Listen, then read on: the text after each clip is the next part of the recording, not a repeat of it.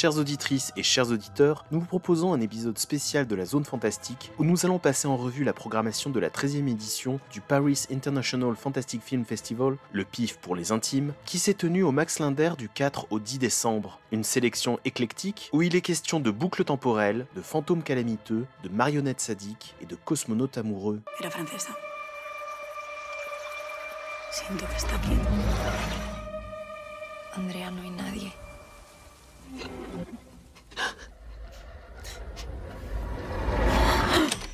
Ha sido el que me sigue. Es él.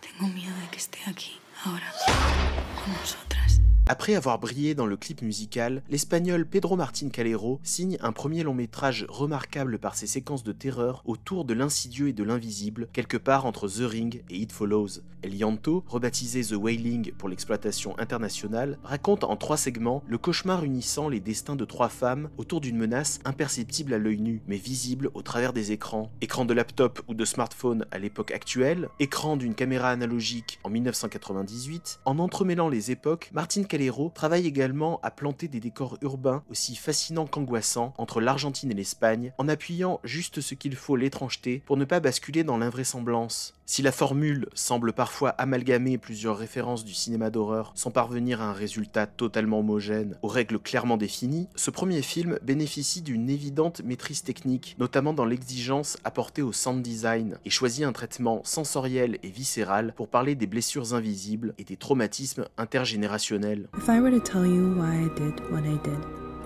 and I was broke and alone, would you pity me? Or would you say that my actions were justified? À 24 ans à peine, Freddie McDonald impressionne déjà les festivals à travers le monde avec Shoot-Torn, version longue de son court-métrage, avec lequel il s'était déjà fait remarquer en 2019. Digne héritier des frères Cohen, McDonald nous raconte l'intrusion de la violence dans une bourgade paisible protégée par l'enceinte des montagnes suisses et la pureté de leur paysage. Barbara, une jeune femme seule et endeuillée par la mort de sa mère, se retrouve mêlée à une affaire mafieuse alors que rien ne l'y prédestinait, puisqu'elle s'est jusqu'alors focalisée sur son talent et sa préoccupation pour la couture. Et c'est justement là l'excellente idée du jeune cinéaste américano-suisse, définir le personnage par son talent de couturière et sa remarquable ingéniosité pour combattre la violence physique et les armes à feu avec une pelote de fil et une aiguille.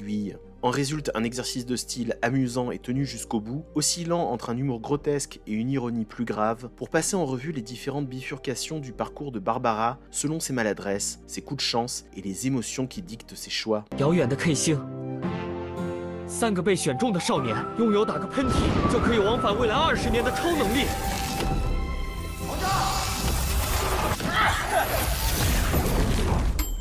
我靠！ Si le cinéma chinois fait montre de plus en plus d'ambition et nous délivre de véritables blockbusters depuis une décennie, les amateurs de cinéma de genre restent généralement perplexes devant ces gros produits commerciaux écrits sans guère plus de finesse que les productions hollywoodiennes. Venu de l'animation et des effets visuels, le réalisateur Yang Lee change la donne avec son 3e long métrage, Escape from the 21st Century, dans lequel 3 amis adolescents se découvrent le pouvoir de voyager dans leur futur à chaque fois qu'ils éternuent. Débordant d'une énergie galvanisante, cette comédie d'action et de science-fiction brasse ses influences du manga au comics, en passant par le cartoon et toutes autres formes et médias retranscrivant l'état d'esprit d'une jeunesse pleine d'espoir, de rêves, d'hormones et d'idées potaches. Dans cette tornade d'images colorées et outrancières, parfois un rien harassante, se dégage pourtant un récit qui n'a peur ni de l'absurde, ni de l'épique, et qui réussit au final à nous émouvoir dans l'enjeu de cette amitié devant survivre à la course du temps et à la perte de l'innocence. Une créativité et une désinhibition dont Marvel et consorts feraient bien de s'inspirer. This is a dramatization of the true story of the final known killings, of the most prolific and unique American serial killer of the 21st century. You know you asked for this, right? Tout n'est pas qu'à faire d'effets spéciaux et de direction artistique dans le cinéma de genre, et un festival comme le PIF est également l'occasion d'assister à des performances d'actrices et d'acteurs mémorables. Cette année, on retiendra la prouesse de l'américaine Willa Fitzgerald dans le thriller Strange Darling signé J.T. Molnar, course-poursuite entre un serial killer et sa victime, à la narration fragmentée en 6 chapitres mélangés, une expérimentation formelle qui aurait pu être sacrifiée par les producteurs de Miramax au profit d'un montage dans l'ordre chronologique du récit, si Molnar n'avait pas bataillé ardemment pour obtenir une séance test de son montage qui emporta bien heureusement l'adhésion du public échantillon. Un montage qui sert justement la performance de Willa Fitzgerald, jouant constamment sur les flux et les reflux de notre empathie, de la même façon que la mise en scène distend notre tension et notre angoisse en osant des irruptions d'humour inattendues et parfois franchement inconfortables. Une balade meurtrière qui, sous des aspects de divertissement malin, travaille sournoisement le portrait d'un être déviant et pourtant humain, ravagé de paradoxes monstrueux.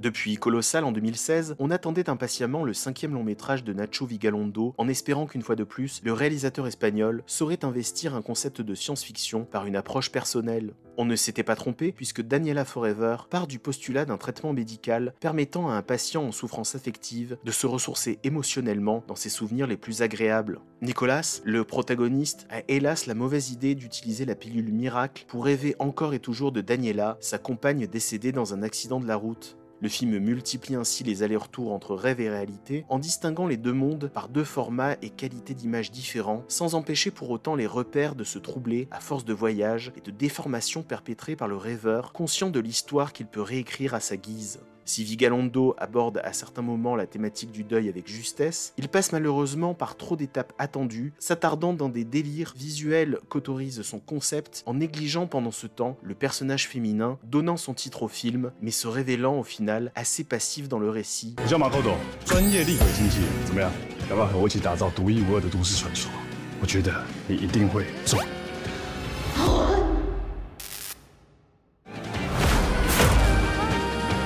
有才华的鬼自然会被看见，没有实力的才会耍那些小把戏。我们的主线影片已经扩散到20万人次了，跟不上时代的鬼，小心会被淘汰哦。 Au pif, on alterne les genres et les tons, en passant d'un thriller glaçant à une comédie horrifique comme Dead Talent Society, signé par le cinéaste taïwanais John Su.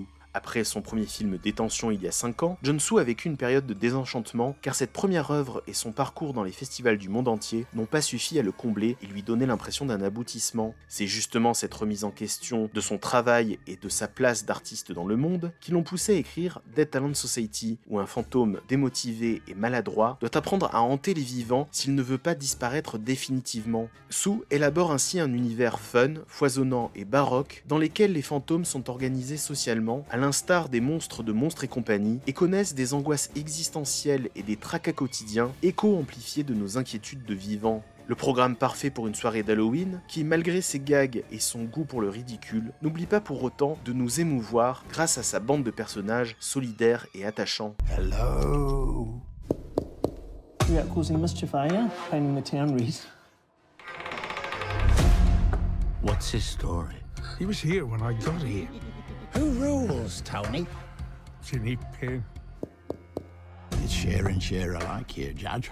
Communism always has the greatest attraction for those with the least. Les festivals fantastiques nous ont appris qu'on pouvait situer des histoires terrifiantes dans différents décors, et le réalisateur néo-zélandais James Ashcroft a choisi de situer son deuxième long métrage dans une maison de retraite. Adaptation de la nouvelle d'Owen Marshall, The Rule of Ginny Penn suit le point de vue d'un ancien juge placé en maison de retraite après un AVC, où il se confronte à un patient psychopathe, toujours accompagné de sa marionnette, Jenny Penn. L'affrontement n'aurait sans doute pas la même saveur s'il n'était pas porté par deux acteurs monumentaux, Geoffrey Rush dans le rôle du juge et John Lithgow dans celui de l'imprévisible vieillard. Alternant entre montée de tension et descente vers le pathétique, The Rule of Ginny Penn participe du sous-genre baptisé Geriatric Horror, à l'instar de The Visit ou The Elderly, fortement déconseillé à celles et ceux qui ne veulent pas se confronter à leur peur de la vieillesse, de la déchéance et de la démence. Pour les autres, James Ashcroft délivre un thriller efficace où la vulgarité du quotidien est régulièrement amplifiée par des séquences hallucinées et glauques. Misschien is het een teken. Nimmer de minprobleem van de morgen, Frida.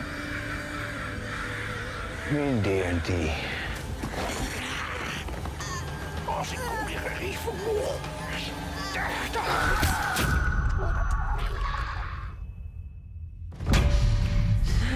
Frida?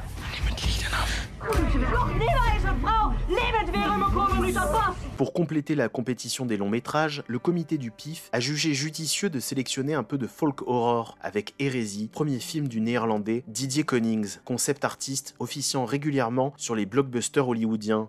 Konings a saisi l'opportunité de réaliser un film fantastique dans son pays natal au sein d'une collection de 8 films brassant différents genres et sous-genres. Comme l'indique son titre original, Witte Wieven, Hérésie est l'évocation d'une légende locale, sorte de dame blanche apparaissant en pleine forêt pour réaliser votre souhait. Ici, c'est une jeune femme marginalisée par son village parce qu'elle n'arrive pas à tomber enceinte qui subira l'influence de la mystérieuse créature dont on ne sait dire avec certitude s'il s'agit d'une divinité païenne ou du diable tel que le craignent les chrétiens.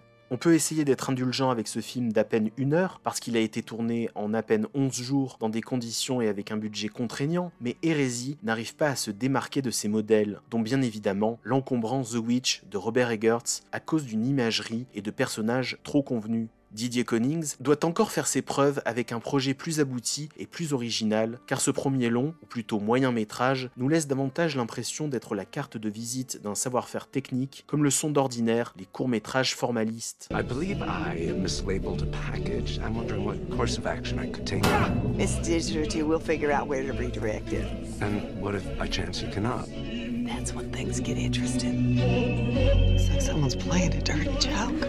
We have this fella who can track down anything. Alors les films aux photographies et aux directions artistiques léchées, c'est bien beau, mais dans un festival comme le PIF, il faut aussi savoir prendre des risques lors des séances les plus tardives où sont projetés les vilains petits canards du 7e art comme Dead Mail, thriller américain réalisé par Joe Debord et Kyle McConaughey. Situé dans les années 80, cette étrange enquête criminelle prend justement l'allure d'une vieille VHS oubliée sur une étagère poussiéreuse du service postal en charge d'identifier et de réorienter le courrier perdu. Quelques taches de sang sur un appel au secours déposé dans une boîte aux lettres, et nous voilà partis pour une investigation poisseuse dans un monde de papier peint affreux, de synthétiseurs lugubres et de misère affective. Passé le ticket d'entrée d'une image terriblement granuleuse, on peut trouver de l'intérêt, voire de la fascination pour cet écrin de laideur, en regrettant tout de même la structure du film, s'attardant trop longtemps sur le point de vue du psychopathe, quand on aurait sans doute préféré alterner ce point de vue avec celui des enquêteurs pour s'attacher davantage à ces derniers. En tout cas, Dead Mail est assurément une curiosité qui ne laisse pas le public indifférent.